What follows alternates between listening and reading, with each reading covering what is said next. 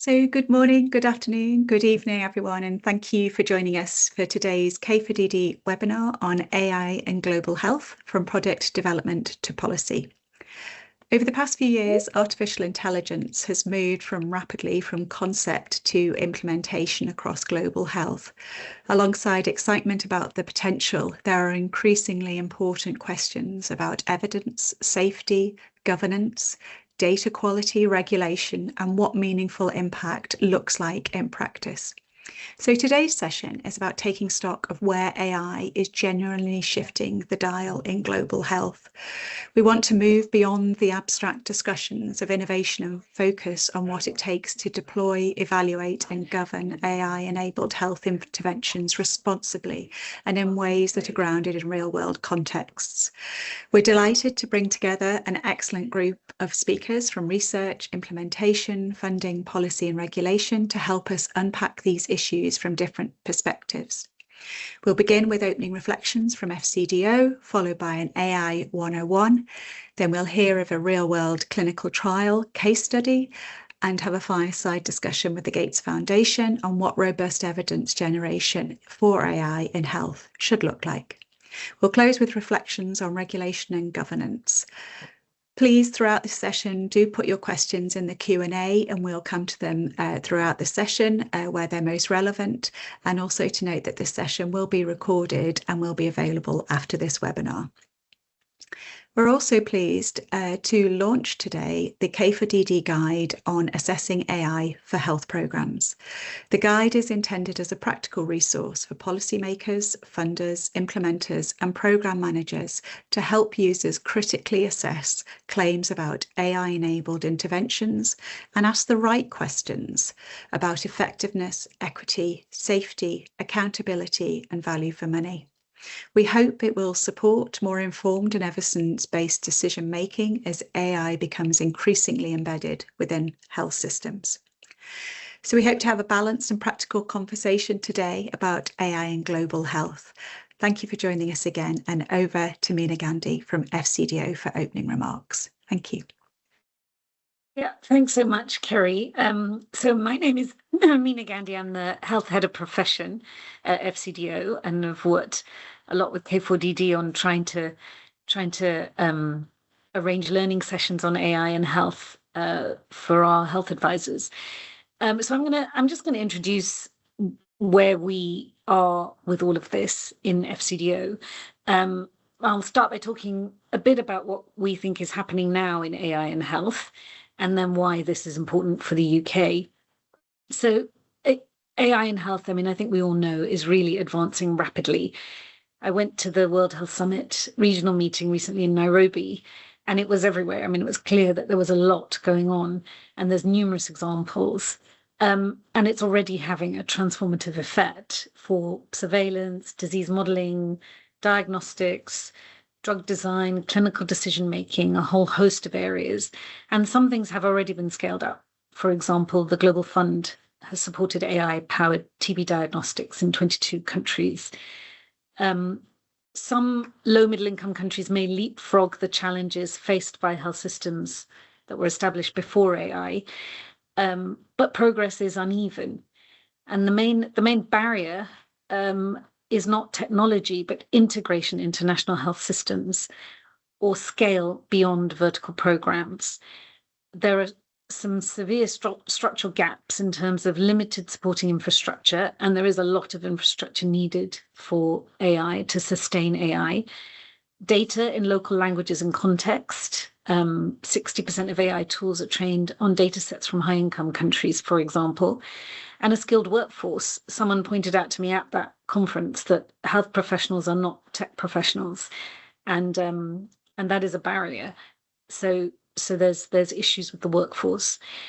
Governance is patchy, with very few countries actually having low middle income countries actually having national AI strategies, for example. And the evidence base is thin, with limited real-world evaluations from these settings. So there's a risk that we end up with persistent sort of pilotitis, where we, pilot a lot of initiatives, but then they collapse after the pilot ends.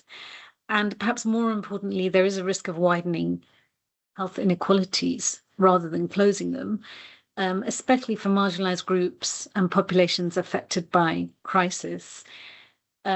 With AI uptake much higher in high-income countries than low and low middle-income countries, there's a risk of widening global inequality as well.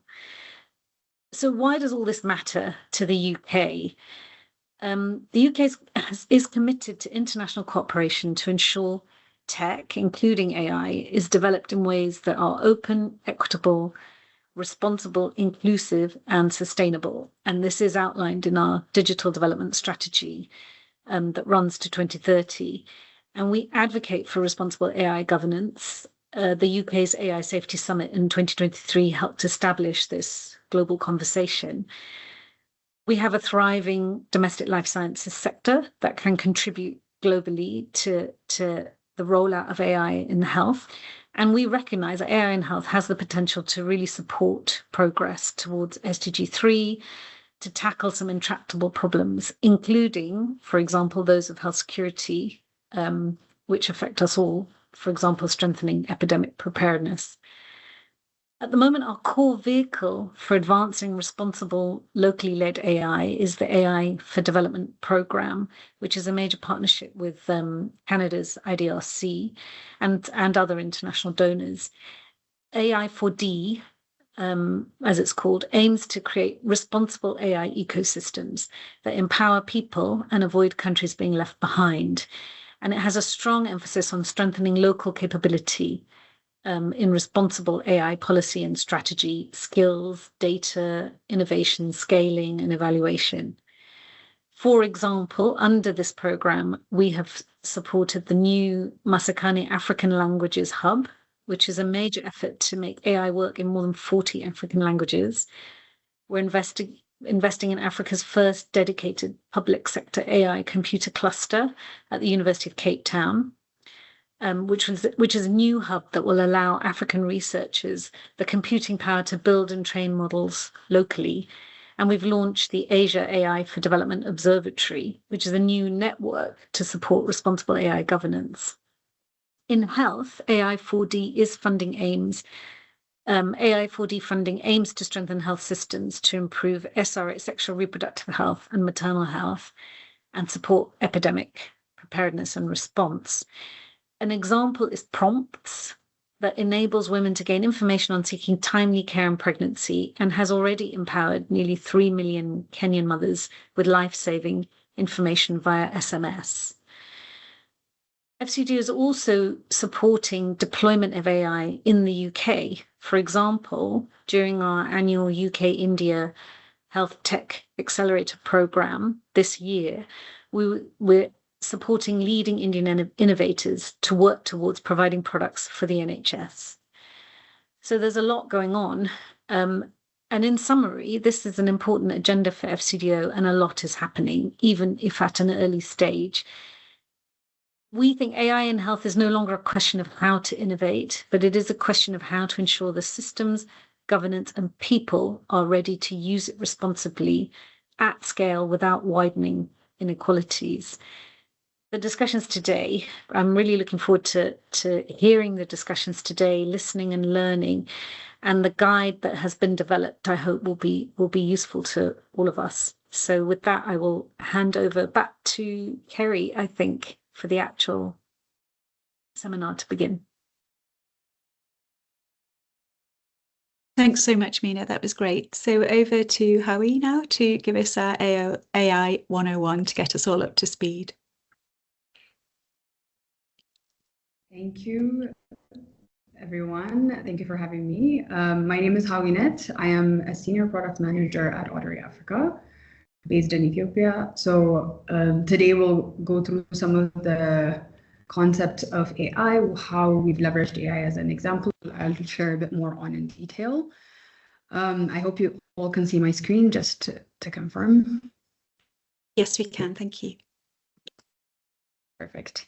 So when we're demystifying AI, we always say cautious optimism as a way to balance it a bit. You know, those words mean equally useful for our organization. And I hope by the end of this, like 20 minutes, you'd also be able to feel the same way of, from the real examples and the different experiences we've had across programs in HIV and sexual reproductive health.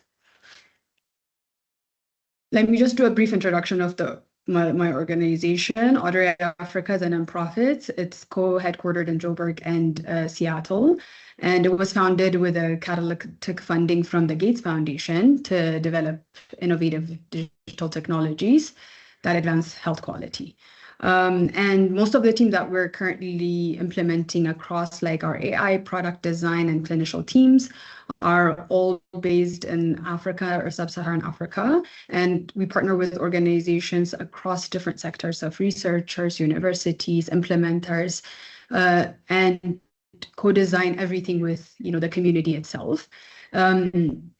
Across like different parts of the African continent. This isn't AI being done for communities or to communities, it's being built with them. And that distinction matters more than almost anything else I'll say today. Our mission is to harmonize AI for global health and to develop, safer access to care with co-designing with communities and stakeholders. And we're emphasizing deeply on across 3 different levels: community health, health facilities, and self-care. And what I want to highlight is the process today.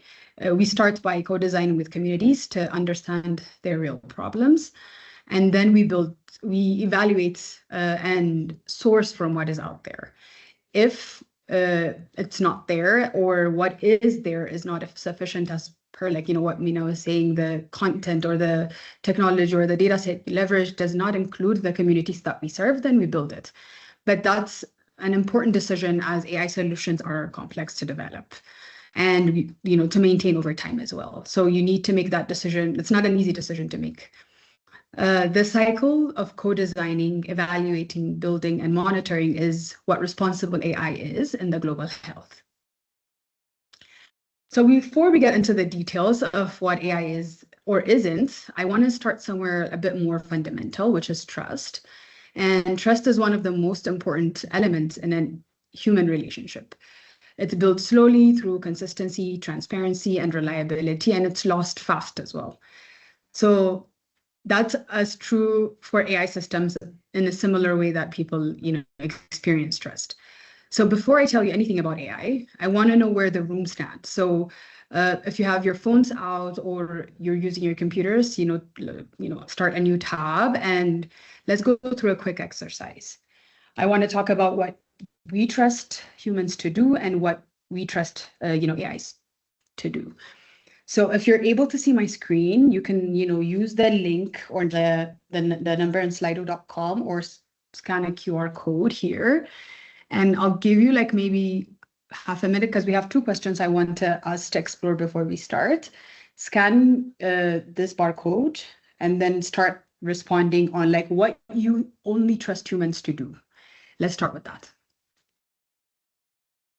We don't have a lot of time, so I'll just make this like, half a minute or so. I already see people typing in. Give a good hug, deliver the truth. That's good.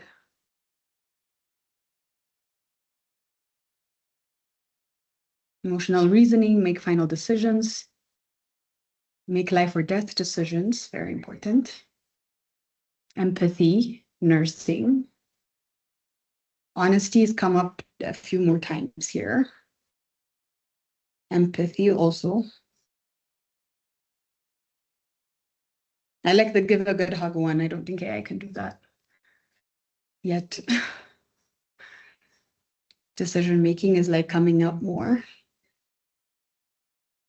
So I'll give us a few more minutes before we do it. Move on.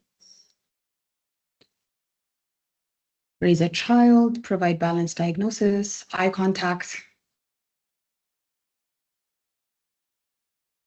Spiritual support, interesting. So I think that the major points coming up here are decision making life or death decisions. So both kind of align in the same category. We've seen a few times empathy coming up, lead a team, telling us the truth or lying to us also came up. And, the human interaction or touching or compassion also came up in this. So I think there are good examples that are coming in. Okay, I see 2 people typing, so I'll move on right after that. Treating patients, be honest. So I think the categories of empathy, making life decisions, human compassion, and being honest have come up. Let's do the same exercise with what would we trust AI to do? So your poll would automatically update, so you can start typing in your answers now.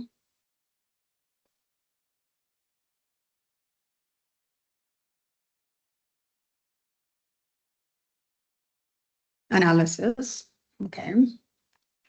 Diagnoses. Repetitive and large data link tasks. Research. I think analysis, like either robust or repetitive, came up with data, a lot of things with data, summarization, repetitive work. Give me misinformation. Okay, very good. You'll trust AI to be always misinformed. That's interesting. Okay, you can't trust AI to do anything because you already lived life without AI before. I like this one is coming up a lot more. Okay. Data analysis and nothing. So I see 1% typing before I move on. And language translation. Okay, perfect. I hope, remember these examples or responses that you've given, and let's see if any of it changes across the discussions that we'll be having later on. As we go through the session today, let's first have a quick, discussion on like what AI is anyway, right? Every time you gave a thumbs up on a Spotify, rated something on Netflix, or YouTube recommends your next maybe video to watch, you are already training an AI model. And I know we said we lived without AI or can live without AI, but I think we're kind of limited to the type of AI that we're using in general. And you're giving it input on this is good, I don't like this, and it learned and recommended you the best videos or music that based on your interests. And a clinician can use transcriptions to take notes. That's AI. Predictive models likely to fall out of care or recommend what the course of care could be. That's AI. A rapid test reader interpreter results from a phone photo. That's also AI. And AI companions that combine all of these, like the tools that we built in Audere, that's AI too. Over 100,000 people across South Africa and Zim are already using this tool, and most of them are engaging a lot more meaningfully as well. Now let's cover also like the type of AI that you may have heard of or seen. The first one is computer vision. That's an AI that sees and recognizes visual patterns. When we were taking a photo on Google Lens or sharing, searching an image on Google, you might also have seen this before, or the image recognition that you've done when you're unlocking your phone as well. Automatic speech recognition is the AI that hears. So this is acoustic signatures, transcriptions that you use. Think of it as like a note taker and never misses a word. The third one is large language models, or LLMs, or natural language processing. And that's an AI that understands and communicates in 2 ways and attempts to converse like a human. This is what powers like tools like ChatGPT or Claude, and the AI companions also that, or chatbots that you see across. Another one is the big data analytics, and that is AI that analyzes, synthesizes vast amounts of information based on, like you've also said, analysis is something that you would trust AI to do. And it would also generate insights and predictions. Who's most at risk or failing out, of care, for example. And other terms you may have also heard are machine learning, deep learning, supervised learning, generative AI. All of these are terminologies used to describe different variations of AI. But when you're using multiple AI tools together, like the combining all of these that we've talked about, it's called multimodal AI, which produces richer human-like outputs. moving us closer to a highly debated artificial general intelligence, which is AI that learns and applies knowledge like a human. AI learns a lot like a lion, a small baby cub. Start with a naive baby. It only knows what it's seen, which isn't much, and feed it a training data. Show it what it's correct, what isn't correct, and with enough examples, it becomes mature, able to make decisions, recognize patterns, and distinguish differences. But, and this is crucial, if if we're feeding it too much in one direction, it becomes biased. That is something that was mentioned in the previous, opening speech, where if we're training our AI models on a specific context or understanding only, then it will only know or understand that context and misses the ones that might have not been included as well. And this picks up patterns we didn't intend, and that matters enormously when we're talking about something as important as HIV prevention, mental health, or access to care to begin with. The right tool for the job is essential. So let me bring all of this together with a real example and tie it with a program that brings various forms of AI on one of our programs and as a patient journey insight. Let's take a young woman named Leila who's sitting at home, something going on with her boyfriend. She pops into a WhatsApp to chat with the AI companion for advice. She's not at the clinic. She's not talking to a nurse. She's on her phone in private at whatever hour it is and when things feel hardest, right? And the AI companion responds with, as much empathy and support as it can.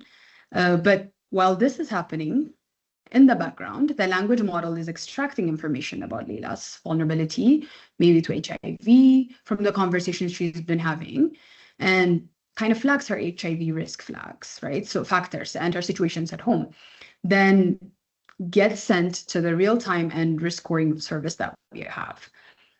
If this risk is high, then her AI companion gently nudges her to self-testing. Leila agrees, picks up the test. After running it, she uploads the photo of the results and tells the companion she thinks the test is negative. But the computer vision sees a faint line that triggers two events. The first, it raises a flag for the human in the loop, the clinician.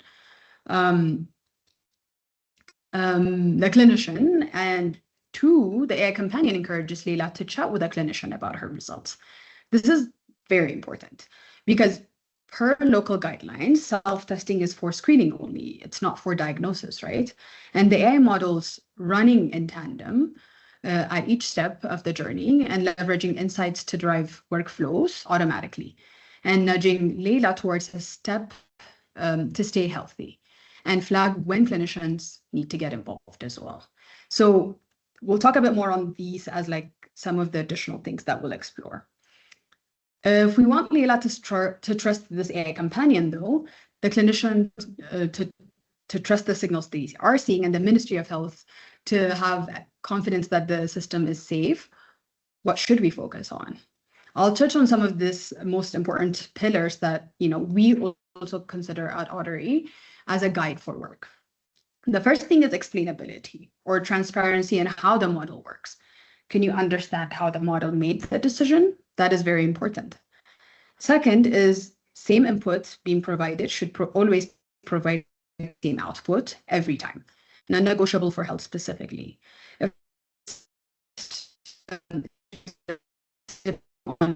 It's not a tool anyone should trust.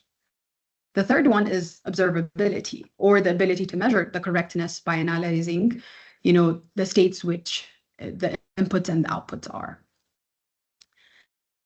The fourth point is the privacy and security, especially for health systems, workers, patients, and importantly patients, preserving their identity and information or vulnerable population should be the key metric that also is, or the pillar that we should put in.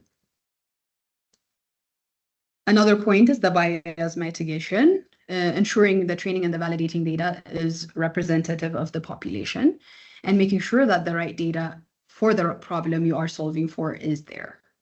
And finally, empathy. I know a lot of you had questions on like, empathy might not be something you trust AI with, but you can tune it and inform it into at least mimicking what empathy looks like, which isn't, the forefront of all use cases, but AI interaction isn't built with the user's expectation at the center. So none of the other pillars matter unless the right AI output leads to the right outcomes. I know you've seen like rapid tests before, or if you haven't, these are what rapid test looks like. And these powerful tools provide access to diagnostics in remote settings and for self-testers around the world. But as you can see from the real images from our field work, lots of things can go wrong. So computer vision, a form of the AI that we learned earlier, can help provide a bit of trust in results the test users. And ministries manages diseases, surveillance on all of these. But how does the computer vision learn?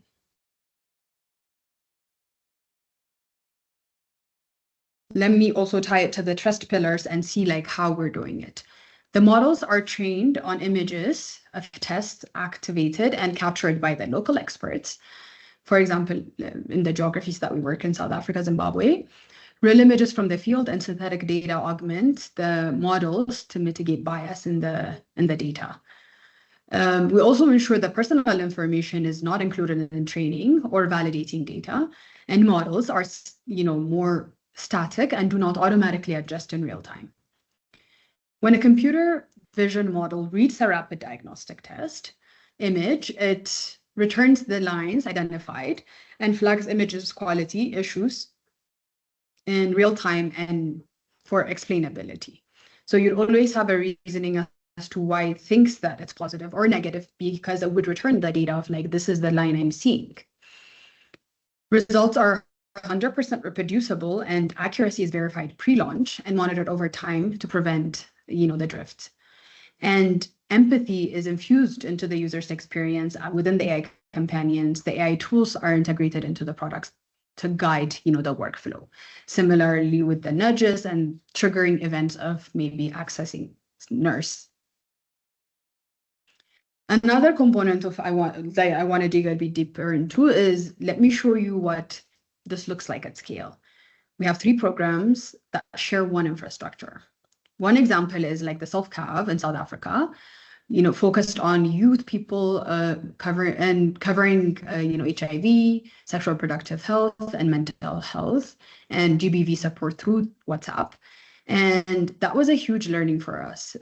We, field tested with like almost 10,000 adolescent girls and young women before the national scale up started, through a program called AMI studies, which we'll talk about a bit more at the end of this content. And another program is the Coach and Pilo, which supports more of like adults living with HIV, things like ART adherence, TB screenings, refill reminders, mental health supports. This is in partnership with PSI and with Health Consortium, scaling across facilities and clinics. And then we have the Mbai in Zimbabwe, which was designed specifically with and for female sex workers and women vulnerable to sex work in mind. Multilingual HIV prevention, focusing on SRH and mental health with the community-specific context and barriers out to consideration. And what's important is that these aren't 3 separate systems. It's one shared platform, and culturally and clinically tailored for each context based on, the knowledge base and the different information and languages that they support.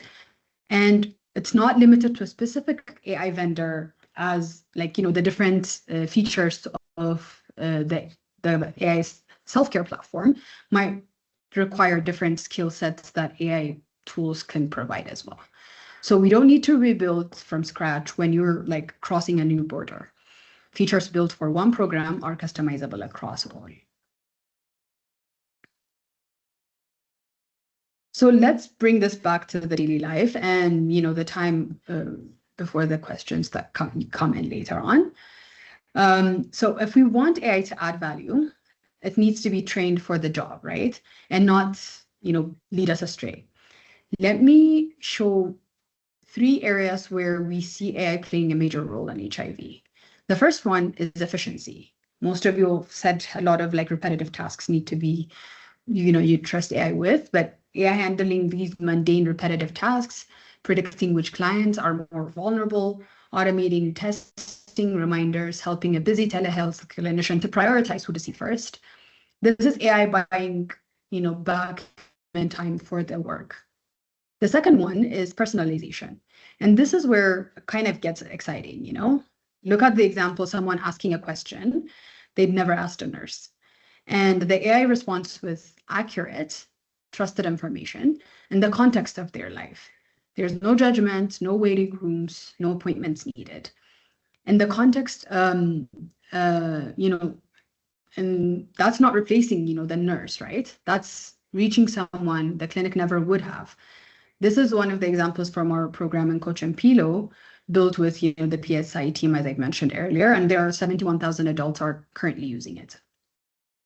Finally, a confident decision-making. I've seen a lot of you also mentioning decision-making should be, left to humans. But even in decision-making, the confidence is key there. Here's an example from one of our programs in, Kenya, Zimbabwe, and South Africa, where computer vision reads the rapid HIV test and identifies faint lines a human eye might miss. And that feeds into the clinician's decision about whether to approve a PrEP refill or book confirmatory testing. And the AI gives a second opinion, but the human makes the call. Now, I notice I said confidence and decision-making in the last slide, but here I want to use the word trusted. You get to trust it by designing for the human in the loop.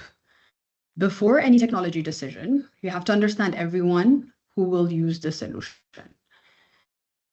Is the community member with, the limited knowledge or health knowledge performing a task that impacts their own well-being, or a trained clinician who does this daily, where the outcomes of that affect others? These differences shape everything. The interface, the design, the training needs, accuracy thresholds, the user context defines what's good enough looks like. So here's the big question. Will AI replace humans, or specifically clinicians or the health system, the healthcare workers? We believe it's a partnership. AI is there to augment and improve decision-making capabilities, help you reach more people more efficiently. We're aligned with the WHO's latest guidelines on ethics and governance of AI, which is clear on this topic, saying humans should remain the full control of the healthcare system and medical decisions. AI is just there to assist, not to decide. It's tempting to think that AI can solve, everything, especially with the latest, deployments and, buzzwords that we're hearing across different sectors, but it can't. And honestly, not every problem is a nail that needs an AI hammer. Look at the triangles that are, showed here. More access, lower costs, and better quality is an ideal world. You'll get all three, but in real world, you're almost always trading one against the other. AI can shift that balance, but it doesn't make that trade-off disappear. And honestly, for some problems, a simpler solution works better, faster, and with a lot less risk. It's vital to think through the trade-offs of different solutions, including environmental impact. So the question isn't, should we use AI? Is AI the right tool for the specific problem, for the specific user? Is the specific context? If the answer is yes, then you bring it, into the problem-solving process, and it can bring real impact. If the answer is something simpler, then you go with the simpler. And that's why, including the community engagement, or that's why community engagement isn't the add-on, it's the foundation. From problem definition through, co-designing, evaluation, scale-up, every step includes local behaviors, behavioral scientists, researchers, clinicians, community organizations, and the people who actually use the system. And the people who actually use the system are the ones that, will generate the data and evidence based on scale. And that's how you support, the regulatory and policy conversations that have to happen alongside technology development or deployment. You'll hear more about that and this in the real world from the next speakers, but the takeaway is to build AI that people trust and that is safe for something as critical as healthcare, you have to earn the trust through the process. Let me share a few honest lessons from that AI in the real world. The first is the same tools land very differently depending on the context. Community readiness, language, trust in the mobile services, local norms, all of it shape the uptake of the technology itself. The second is trust takes time, especially around sensitive topics like GBV, abuse, sexual reproductive health, mental health.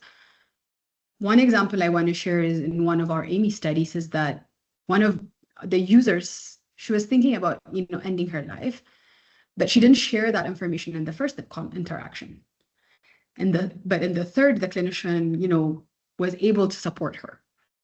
So the platform does have that process, but if you're investing in AI in the sensitive health topics, you have to also budget for a sustained engagement, not just onboarding. And third, and finally, the system is on barriers. Across our users, the number one reported barrier to care wasn't the technology. It was the wait time, staff attitude, stockouts. AI can route around some of that friction, but it can't fix the broken health system on its own. Technology works best when it's paired with real investment in care, infrastructure, and people. So I want to leave you with this. As we face new realities in global health, the shift in public health pathways, integration with primary care, we have to face the harder truths. We need to provide people with safe space to disclose and overcome the real barriers to testing, prevention, and staying in care. On the left, from one of our Amy studies that I've mentioned earlier that we've implemented with adolescent girls and young women, these are some of the topics significantly more likely to be disclosed with AI counselors than with the nurses. Relationship issues, GBV, school stress, abuse. But on the right, across our self-CAV and Coach and Pilo programs, working with South African's presidency's GBV task force, we've observed that more than 5% of all our users show signals of gender-based violence that might small, but look at the downstream impacts. An 87% HIV testing gap, more than double their peers. Distressing situations, sexual abuse, house instability, these are the upstream drivers. We would not have known this or had a way to support these individuals without two things: co-designing AI tools that people trust enough to use in private, and being willing to look beyond where we've been, taking a hard look at what was working and what wasn't, and really swinging for the fences. It's been, a pleasure talking to you, and check out our website and reach out at any point if you're interested in looking at some of the experiences that we have. The barcode takes you to a demo of some of the products that we have and how we've implemented it across. So looking forward to have your engagement and questions in the chat. Over to you.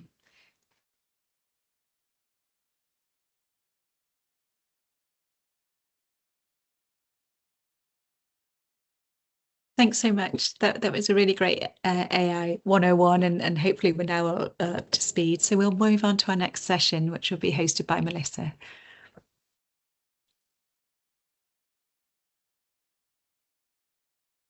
Great. Hello, everyone. Nice to see you all this morning, afternoon, evening, depending where you are. My name is Melissa Miles. I'm a senior program officer at the Gates Foundation, working specifically on AI in primary healthcare. And I have a few colleagues here with me today. Maybe Ambrose, if you could come on after this and just introduce yourself, who's going to take us through first an overview of an interventional clinical trial for AI that we did last year. And then we'll do a little bit of a fireside chat to talk about some of the results and some of the lessons learned. Over to you, Ambrose.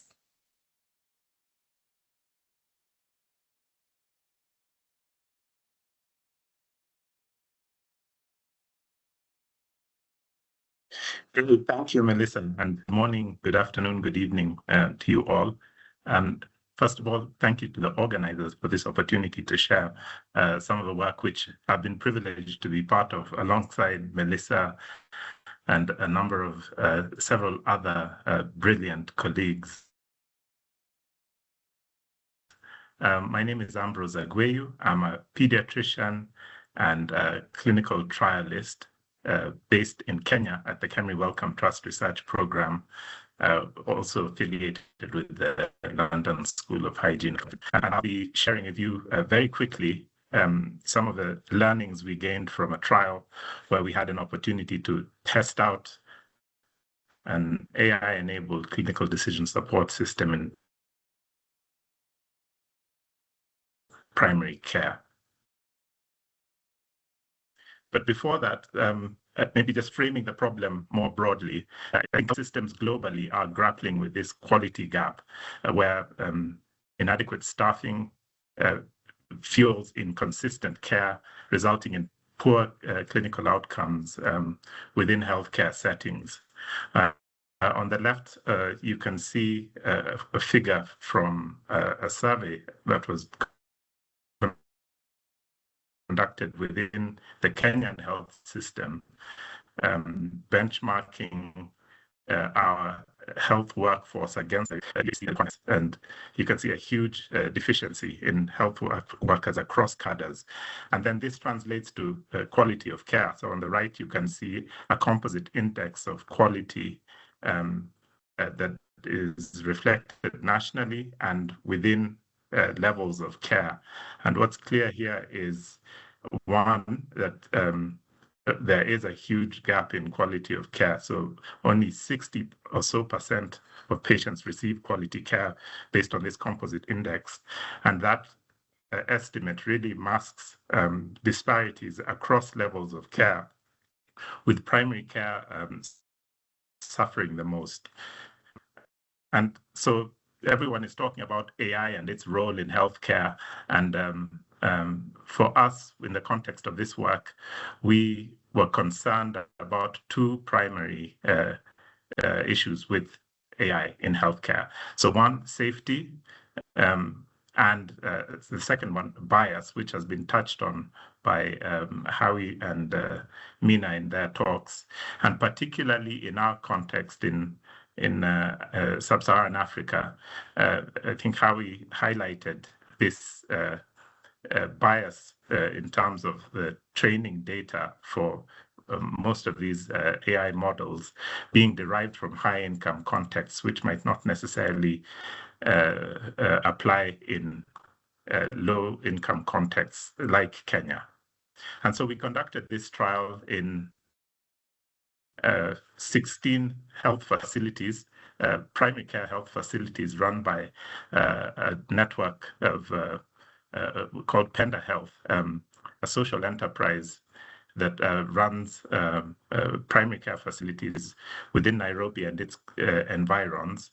And the question we sought to test was whether this AI clinical decision support system that the Penda Health Network has developed improved care and outcomes among patients in real-world contexts. So these are patients who walked in the context of routine care. A bit on the LLM clinical decision support system that Penda runs. So this is a tool that is powered by OpenAI's GPT-4. I think they've upgraded it to 5 now. And I think what is unique about it is how it's been developed. So the clinician isn't required to type in prompts or interrupt their workflow. It's been integrated within the clinical workflow and constantly monitors entries that the clinician makes and provides recommendations using this traffic light system, green, yellow, and red, depending on whether concerns are identified in the care provided. Okay, so now on to the findings of the trial. We conducted this over an incredibly short period of time, recruited over almost 10,000 patients who were randomized at cluster level within the clinicians who were providing care within the facilities. So around 50 clinicians in the intervention arm who had access to the AI clinical decision support system, and a similar number accessed the native electronic medical record system. The key findings were, one, we didn't find a difference in treatment failure, which was our primary outcome. Treatment failure was around 2% in both arms. The second finding was that while treatment failure didn't differ, there was improved performance in care across appropriateness of diagnosis, comprehensiveness of notes, and appropriateness of the treatment plan that the clinician generated when comparing the intervention clinicians and control clinicians. And a really interesting one here was that costs, particularly for antibiotics, were lower in the patients who were managed in the intervention arm versus the control arm. We also looked at how these clinicians were interacting with the LLM.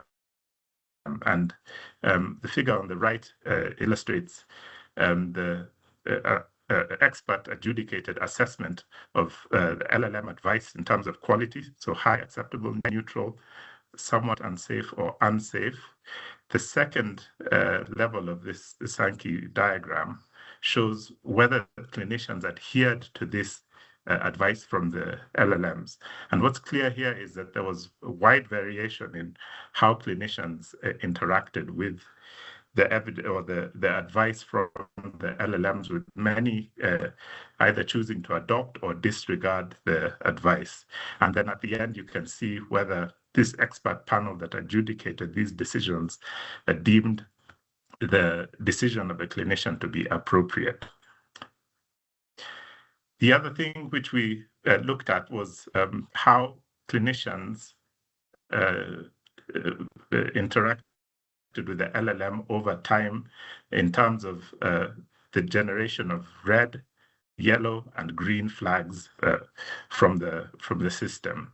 So here you can see a comparison with the gray charts reflecting the control population, and the green and yellow and red charts reflecting the intervention populations of clinicians. And what's clear to see is on the last two smaller figures on the right there is a decline in yellow and red flags for the intervention population, with no similar change for the control population. So clearly, the AI consult tool was producing fewer red and yellow flags, and this was occurring over time, suggesting that there was a learning effect from being exposed to this intervention. I'll stop there. I know that we have a chance to discuss this in more detail, Melissa, so I'll hand back to you. Thank you. Great. Thanks so much for walking through those results, Ambrose. I encourage folks, if interested, to go and read the very well-written paper by Ambrose and colleagues. There's a lot of more rich detail and analysis and interpretation in there. But Ambrose, maybe to kick off our fireside chat, because I think the headline here, right, on the primary outcome being that there was no finding for the 2% treatment failure. I think this was something we wrestled with a lot. Could you talk to, for the group, how we thought about, for these general purpose AI models and large language models, how we thought about, and some of the trade-offs we wrestled with in designing the primary outcome and trying to measure this broader primary outcome benefit versus some of the more proximal improvements that we were able to measure, as opposed to, more traditional machine learning or other clinical interventions are usually much more targeted, right? So it's much clearer how to understand impact. Maybe just talk about how we wrestled with that and some of the interpretation. Sure. And I think this was one of those critical things which we needed to get right even before developing the full trial protocol. I think many of you have seen the increasing number of benchmarking studies out there that have demonstrated how effective LLMs perform on exams, clinical vignettes, and structured diagnostic tasks. The question which is yet to be asked, which we managed to address within this trial, was how LLMs perform in real-world contexts, environments which are extremely messy, with clinicians under pressure, with large numbers of volumes of patients, and the complexities of routine healthcare systems, particularly at primary care.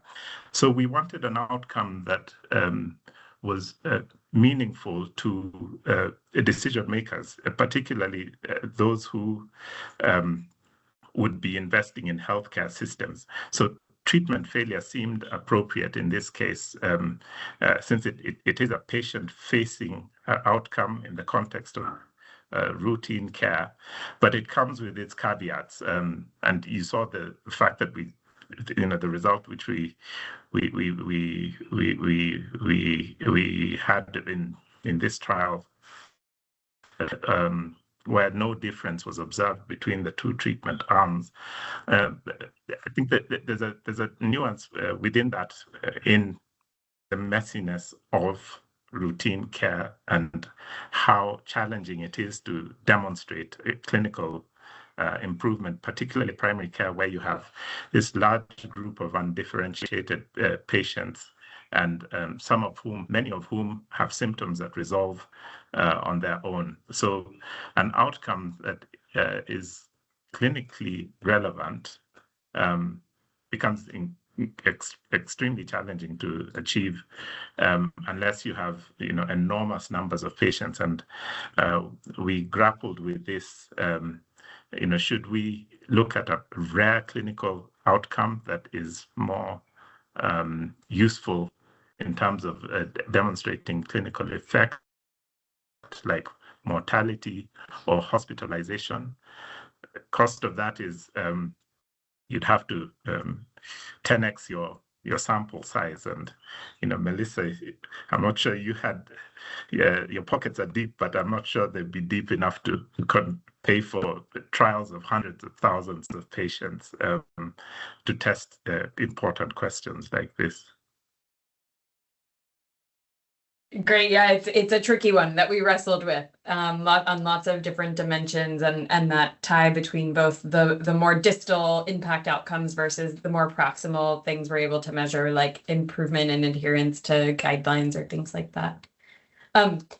While we're on the topic of designing the research and evidence trials and frameworks, could you also talk a little bit, given how quickly, for me even, I spend all day thinking about AI in primary healthcare, and it's so hard to keep up with the evidence space, and this evidence becomes outdated so quickly.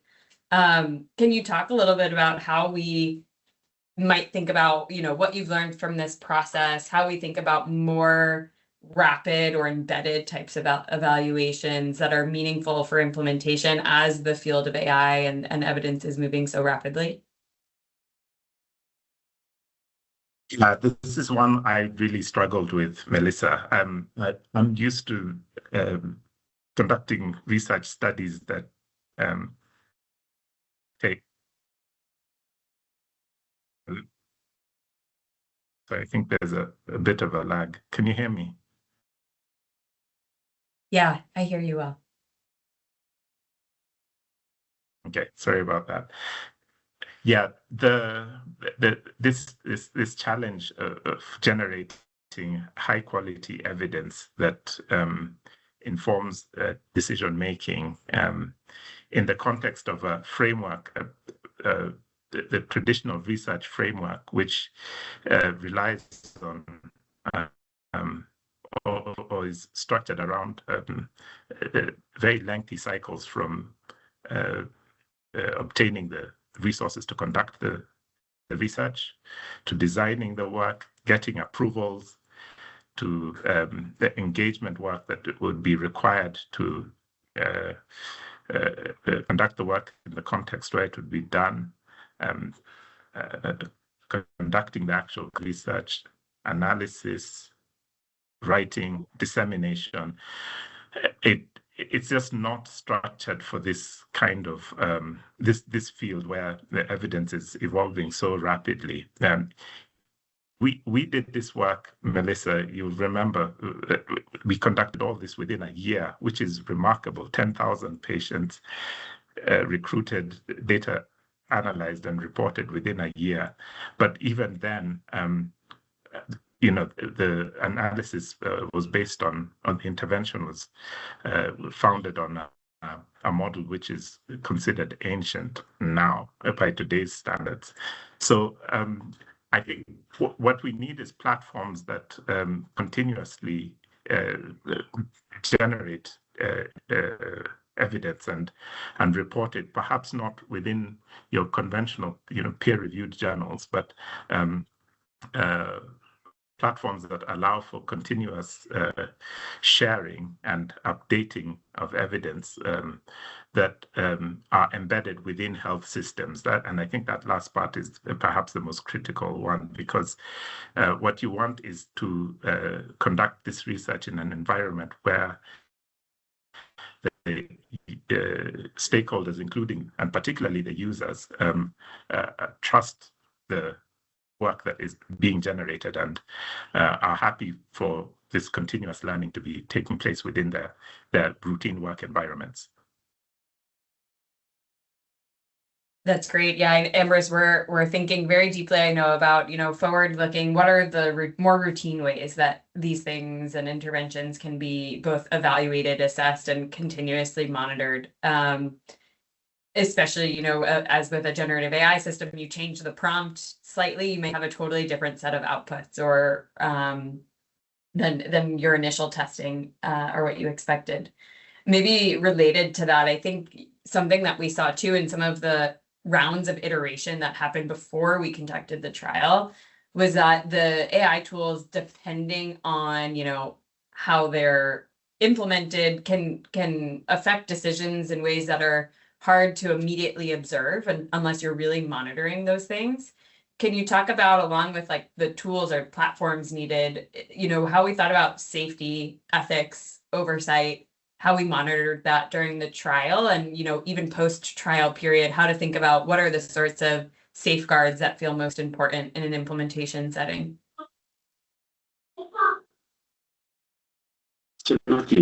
So I think for this particular evaluation, we designed it as though it was a clinical intervention rather than a technology evaluation, and I think that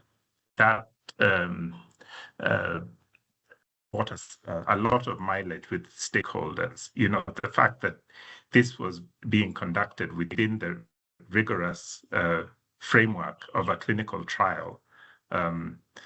So establishing a data and safety monitoring board, ensuring that there was an independent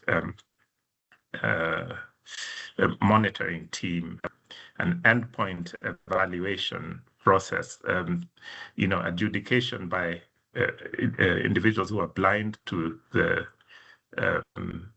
intervention and were remote from the context where it was being conducted.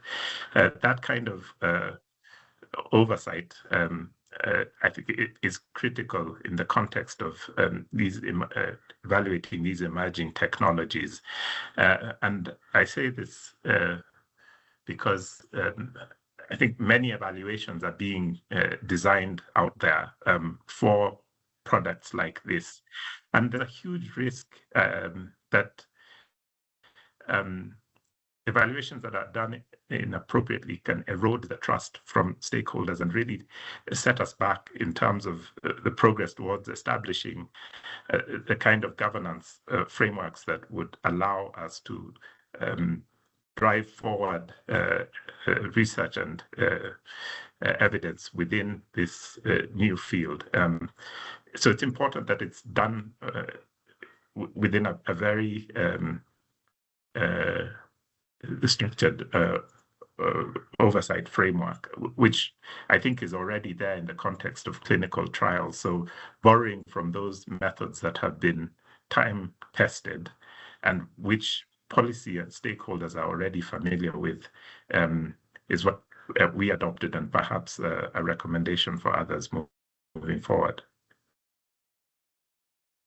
Yeah, that's great. I think there's a tendency in our field to, throw out everything we've known previously and think everything needs to be reinvented with the AI wheel, right? But there's a lot of these methods, practices, governance approaches that have proved effective in similar ways. Okay, I think last question here before maybe we can turn over and see if anyone from the audience has some that they want to raise their hands for. But last question for me is, we did this study at a time when I think the AI landscape and, even the sorts of tools that were being proven for, what you could effectively do in a primary healthcare clinic, even at the same time, really alongside like the US, UK, Europe, other advanced economies that were learning how to really incorporate these tools. So I think this study was far away ahead of its time.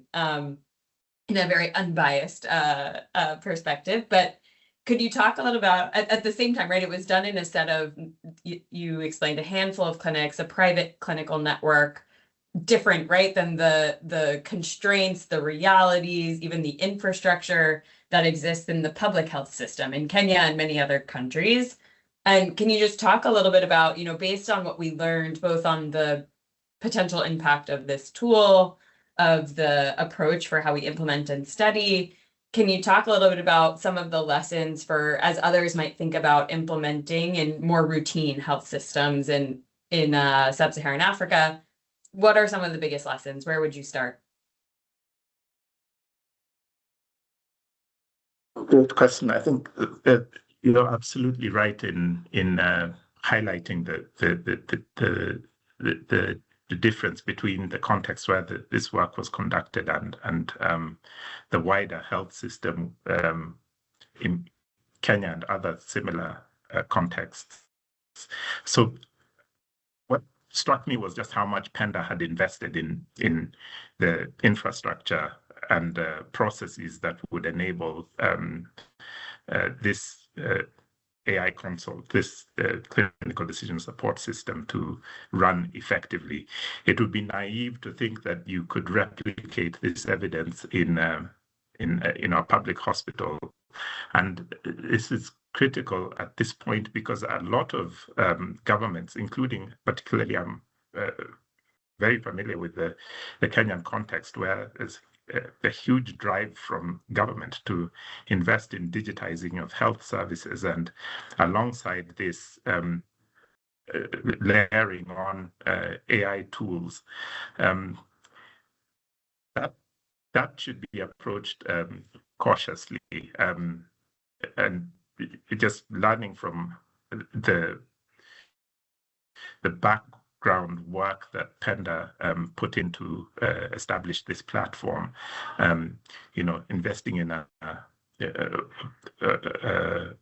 EMR that runs fully paperless continuously with a redundancy in terms of power supply, data management, internet connectivity, all those infrastructure investments would need to be considered beforehand. And then, of course, there's the people as well, which are just as, if not even more important. How do you create a culture where these tools are used effectively, consistently, and ensure that the tools are user-centered? I know that Penda are continuously evolving their CDSS. That continuous learning across platforms would be critical. But having said that, I think there is a huge opportunity here.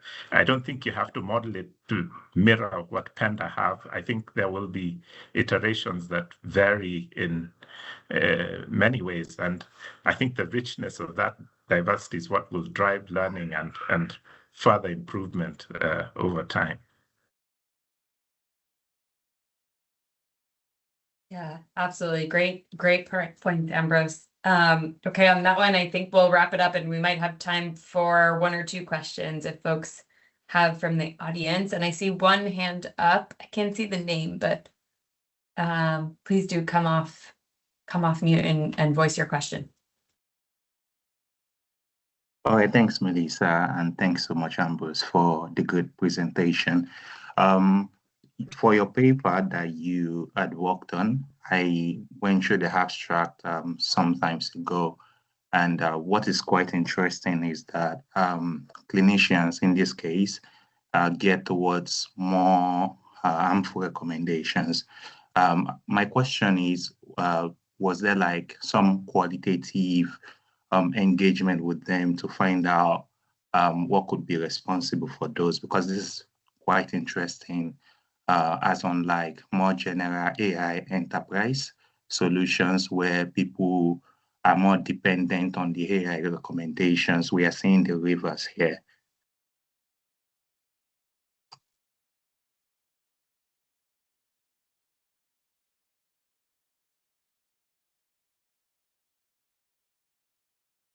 I think I've lost audio. Oh no, were you able to hear the question?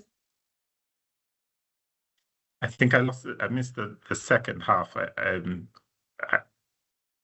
So just to recap, I think the question was around in that chart that you showed, right, where providers were actually more likely to adopt the harmful or unwise behavior, even though it was a much smaller percentage of the total responses. Like, what do we make of that? Or what engagement was done to understand that? Yeah, so I think it's easy to take away the first part, but for me, one of the key lessons is that overall, how is this AI CDSS affecting quality of care, clinicians making better decisions and using these tools? Of course, there is variability at individual level, and that needs to be studied. I think the chart which the colleague who asked the question is referring to came from a retrospective analysis from the same research team in the same context, but this was an older version of the tool to the one which we studied in this trial. I think, yeah, the important questions around the interaction between clinicians and AI clinical decision support systems, which we're only starting to understand now. The chart which I showed at the bottom of my final slide, I think was a really interesting finding that hinted at an evolution of how clinicians learn over time.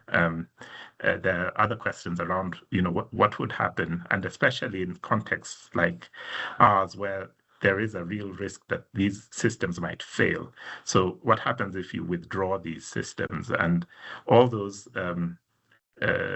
questions around this human-AI interaction, I think, remain largely unanswered, and hopefully will become better understood over coming months, years, as we get to understand these tools better. Thanks so much, Ambrose. I see we have a few more hands, but I know that we're over time on our section. So I'm going to hand back to the organizers, but please do put your questions in the chat and Ambrose or I can respond to them there. Thanks so much, Ambrose. Also, just a huge shout out to invisible faces on this call, but Rob from Penda, a huge amount of work in leading this effort, and then Bilal Mateen from PATH as well, a huge amount of strategic thinking and helping shape what these studies looked like. Back over to the organizers. Thanks so much. Amazing. Thank you so much, Melissa and Ambrose, for this excellent discussion and very impressive work as well. And hello, everyone. Thank you for joining. So my name is Maëlle, and I'm a research fellow at PATH, working specifically on AI and regulatory topics and global health. So as more evidence is generated around AI tools and as they increasingly move from pilots and research settings into routine care, an important question that arises is really, what are the regulatory frameworks that are needed to support the safe and effective deployment of these tools? And this question of regulation is really a global challenge, and it's playing out differently across different settings. And while much of the conversation has focused on regulatory developments in high-income countries, many low and middle-income countries are also rapidly developing approaches to governing AI in healthcare. And so to help us explore this question of AI regulation, I'm very excited to be joined by Kristelna, who is the Chief Operations Officer of the South African Health Products Regulatory Authority, also known as SAHPRA. And so at SAHPRA, Kristelna has been leading efforts around AI governance and regulatory innovation, including the development of the authority's AI strategy. So she has a unique perspective on both the opportunities and challenges that AI presents for health regulators. Kristelna, welcome and thank you for joining. Thanks, Mael. Thanks very much.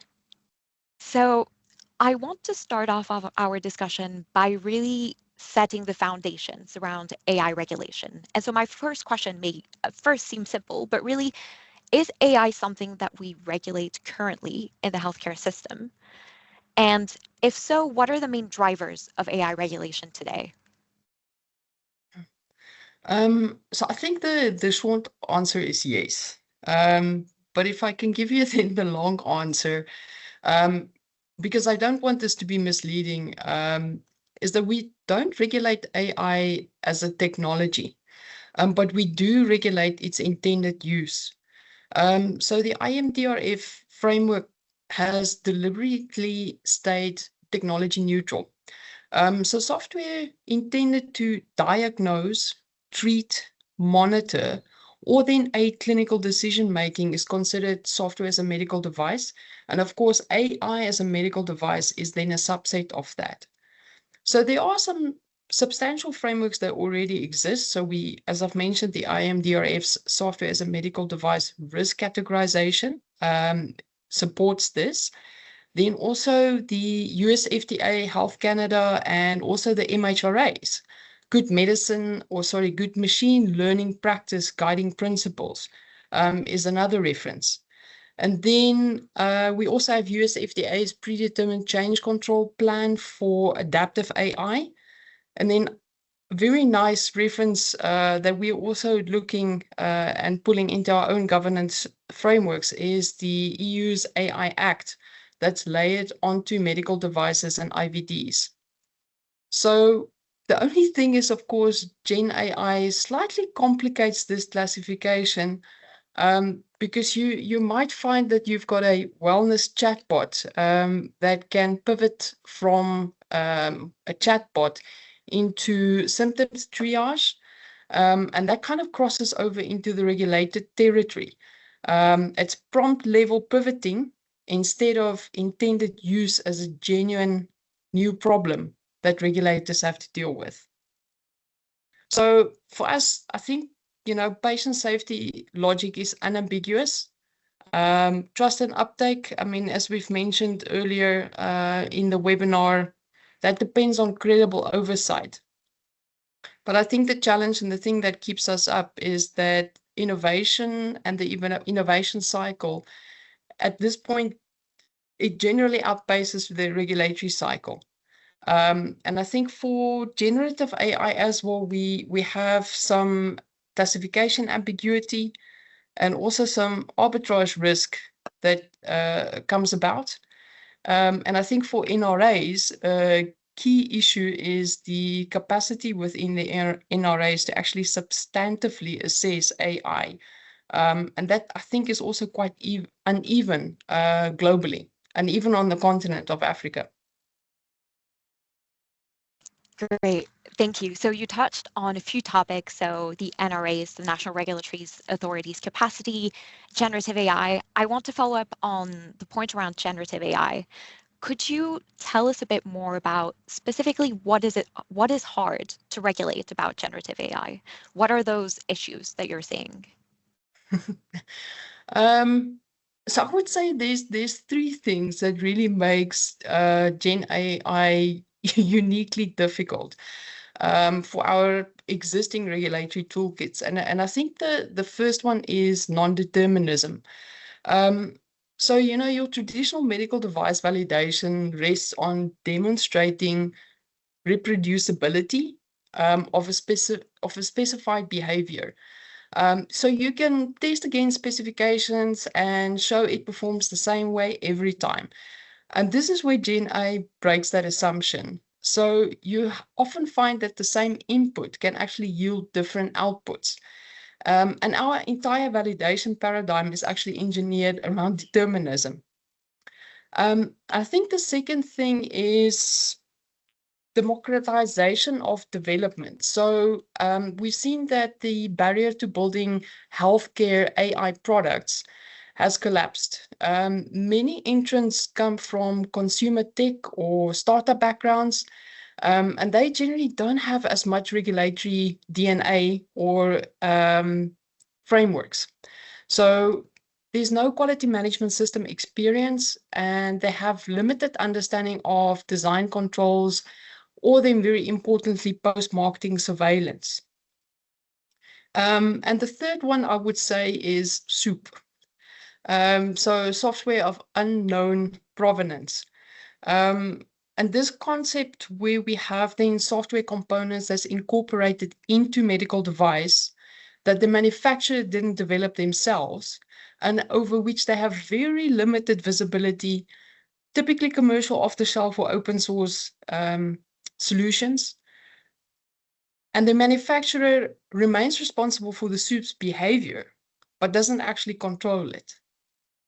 So you have the foundation model that becomes the soup. And I think a particularly difficult kind of challenge that we have is where your API provider can update the model silently. Your training data is opaque, and the models can be deprecated. And of course, then the manufacturer cannot guarantee the state of the validated device principle still upholds. Thank you. Very clear, those 3 points. And I want to switch gears slightly. So we've talked about how AI is regulated, why generative AI is so difficult to regulate. Now, switching to regulators, a lot of the conversation around AI regulation stays focused on high-income countries. So could you share with us how South Africa and more broadly national regulatory authorities on the African continent are managing AI regulation today? I think honestly, medical devices and AI as a medical device, it kind of remains the weakest regulatory function for most of us African NRAs. However, I do have to call out, African regulators have made significant strides. SAPRA as well, we have a WHO maturity level 3 for vaccines, and several of the other NRAs on the continent are also maturity level 3 for different other functions. But currently, there's no African NRA that actually has maturity level 3 for medical devices. And I mean, the priority understandably has been on vaccines and therapeutics where the disease burden and donor focus has sat. But we have seen that with IVDs, this has received some accelerated attention through the COVID-19 advent, and of course, HIV and TB. But honestly, software as a medical device frameworks, they are nascent. However, I think the exciting thing is that you've seen these movements. There is change happening. Ghana's begun to register software as medical devices. Kenya has launched its medical devices regulation. And currently, South Africa, we are partnering with PATH to accelerate also our software as a medical device readiness to start in regulatory oversight. But yeah, I mean, I think the important thing for us to think through was of course, how we deal with reliance and recognition pathways that allows then us as lower middle income countries to leverage stringent regulatory authority decisions whilst we are still building this capacity. And I think the other important thing for the African regulators is that we can use continental harmonization to reduce duplication, whilst we still have country-led approaches that preserves regulatory sovereignty. But the topics that we're still grappling with, which we haven't quite answered yet, is algorithmic equity. So AI trained on non-African populations, how that might underperform or even harm local patients. I think also the limited post-marketing surveillance capacity for software is a concern. And then, of course, data protection and cybersecurity oversight, which is not evenly developed over the continent. So no answers to that yet, but questions we're grappling with. Makes sense. Yeah, it seems like there are lots of things happening around AI's medical device, and it seems like it's really a priority for the continent. So that's great to hear. Just a quick note before I move on to my next question. If the audience has any questions, I'll soon be opening up. So feel free to put any comments in the Q&A or prepare your question. So Christel, we've talked about regulation of AI, AI as a medical device, so regulation of these tools that can help prevent, treat, or diagnose a condition. But there are also lots of ways in which AI and regulatory can intersect. And one of those areas is operational efficiency. So could you tell us a bit about what's being done in this area as well? Yeah, I mean, I think for me, probably more so an exciting topic to discuss. And this is also where we as regulators, we have to face our own AI adoption decisions, and we have to apply to ourselves the same standards that we ask of industry. But the opportunity is real. We have explored use cases like application triage, of course, intelligent document review, and I think what has been spoken about more recently has been pharmacovigilance, signal detection, and even evidence synthesis. So, of course, for an under-resourced regulatory authority where regulatory throughput in itself is actually constrained on access to medicine and devices, the use case for efficiency tools has really a genuine patient safety impact. So at SAHPRA, we have started to pursue through a portfolio that's actually funded by the Gates Foundation, specific AI technical tools for use within the regulatory authority. And here we've started focusing on low-risk use cases. So the first tool that we have developed is an AI-based technical screening tool for new health product applications. And that then allows us to fast track and have about 60% efficiency gains on that particular process, just to assess the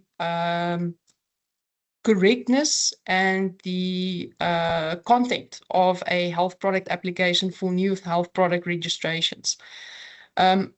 Through this process, we also then have looked at establishing an AI governance framework, which is quite critical, also to provide then assurance to our internal as well as external stakeholders. And with that, we also have then put in place our own AI oversight committee, and we have recently onboarded an innovations lead.